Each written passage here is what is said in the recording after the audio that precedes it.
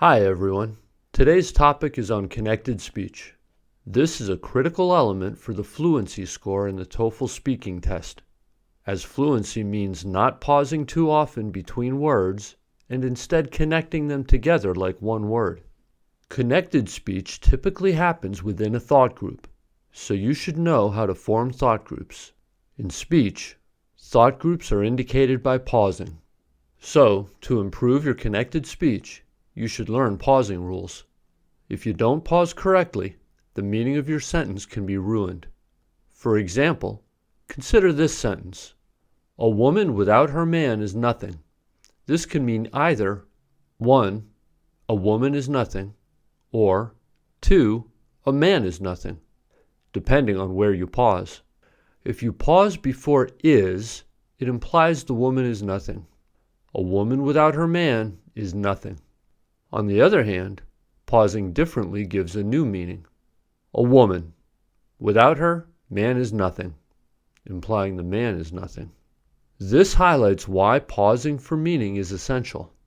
English pausing rules might be quite different from those in your native language, so make sure you understand how to pause correctly. Dr. Burns' video, The Power of the Pause, will help you learn how to pause and create thought groups. Within a thought group, words must be spoken as if they were one word, with no pauses between them. Learning how to connect words to make them sound like one word is called connected speech, which is critical for your fluency score. With this brief introduction, let's learn how to connect words correctly. Connected speech happens within a thought group, as we need to connect all the words in a thought group and say them like one word. The methods used to connect words depend on the sounds at the end of one word and the beginning of the next. A sound can be either a consonant or a vowel. This creates 4 possible combinations: vowel ending, consonant beginning; consonant ending, vowel beginning; vowel ending, vowel beginning; consonant ending, consonant beginning. Let's examine each case and the methods used for smooth connection. First case, vowel ending with consonant beginning. If a word ends with a vowel sound and the next word begins with a consonant sound, the connection between the words happens naturally. Examples: he goes, I study. Since the connection is smooth, no additional processes are needed. Second case, consonant ending with vowel beginning. This is the simplest case. If a word ends with a consonant sound and the next word begins with a vowel sound, the consonant sound is typically carried over to the beginning of the vowel sound. This process is called liaison or catenation. Examples: his idea, not his idea. Her apples, not her apples. Third case, vowel ending with vowel beginning. If a word ends with a vowel sound and the next word begins with a vowel sound, pronouncing both vowels clearly would create an awkward pause. To ensure smooth speech, a semivowel, y or w, is inserted between the two vowels. If the first vowel sound is round, like oo, the inserted sound is w. Not do it, but do it. If the first vowel sound is not round, like e, the inserted sound is y. Not he is, but he is.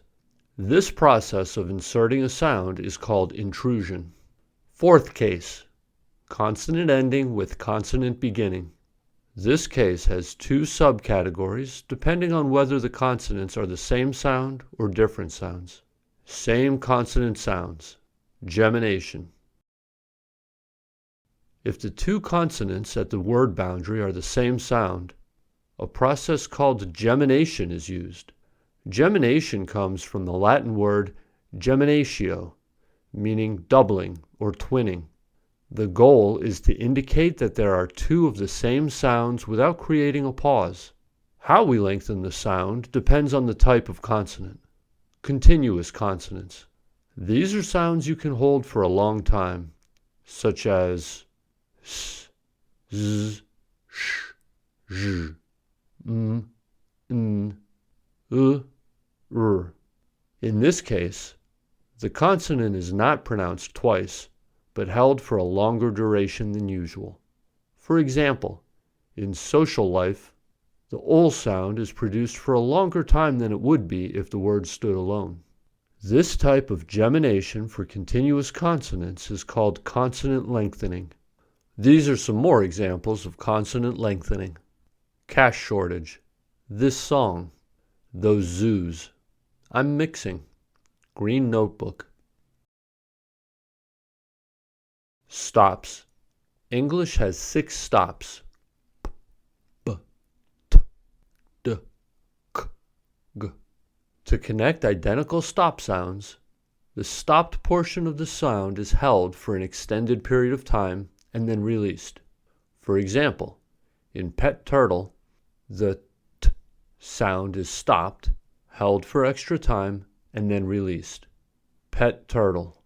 This method of stop, hold, release signals the pronunciation of both sounds. More examples include damp paper, not damn paper, and bad day.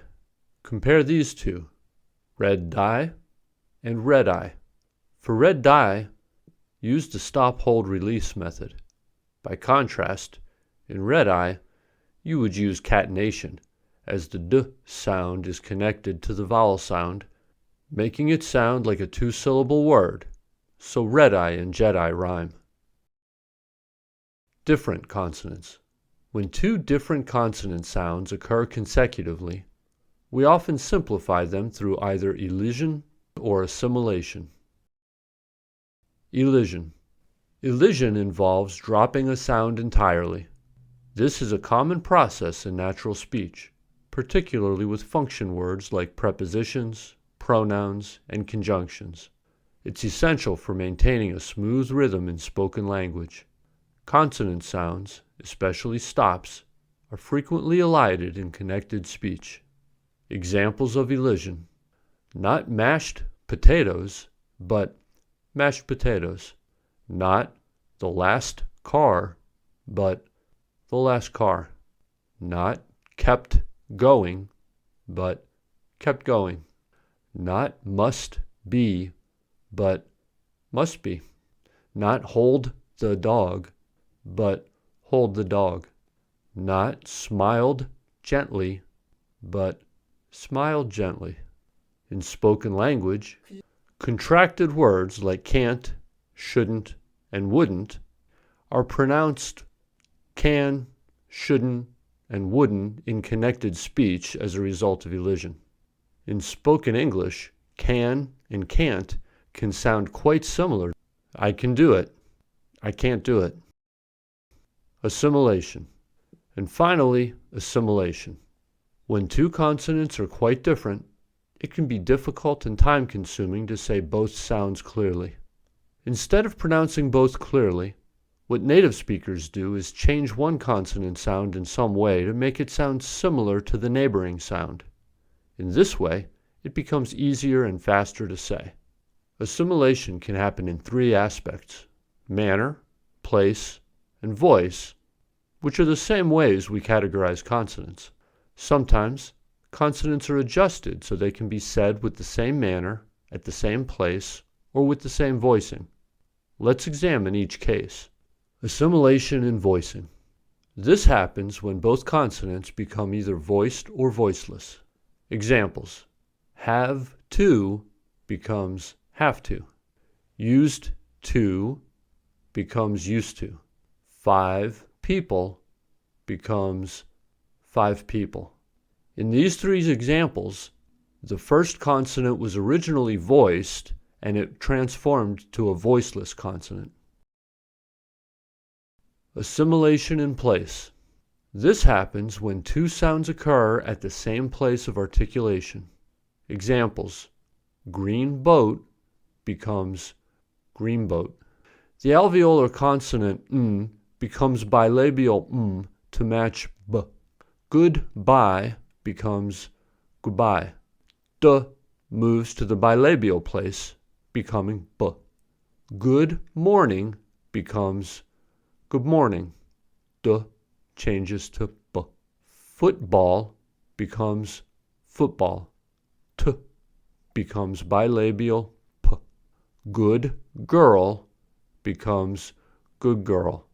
D becomes velar g. Bad girl becomes bad girl. D becomes velar g. Hot girl becomes hot girl. T becomes velar k. That car becomes that car. T becomes velar k. .com becomes .com. T becomes velar k.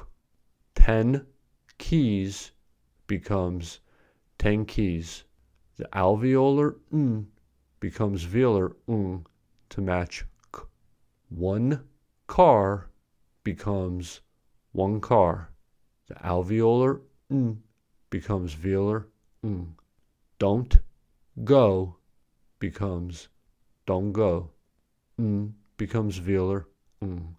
Nice shoe becomes nice shoe. Another form of assimilation is palatalization, where non-palatal sounds shift to the palatal area. This occurs when alveolar consonants t, d, s, z are followed by the palatal semivowel y or the palatal consonant r. These sounds become palatal sounds. Palatalization is most common in fast speech. Just you becomes just you. Those years becomes those years. Assimilation of manner. One sound changes its manner of articulation to become similar to a neighboring sound. The dental fricative z can assimilate to a plosive or a nasal sound. For example, get them becomes get 'em. Not read this, but read this.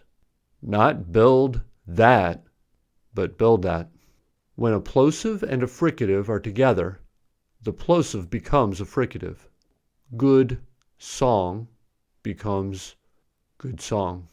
Old shoes becomes old shoes. Cold shower becomes cold shower. When a plosive and a nasal are together, the plosive becomes a nasal. Good night becomes good night. That night becomes that night. So, when native speakers move from slow, careful speech to conversational speech, 5 main processes occur: intrusion, catenation, gemination, elision, and assimilation. To recap, intrusion adds a consonant between 2 vowels. Catenation links the final consonant of one word to the vowel of the next. Gemination extends identical consonants. Elision drops sounds. Assimilation adapts consonant sounds to their neighbors.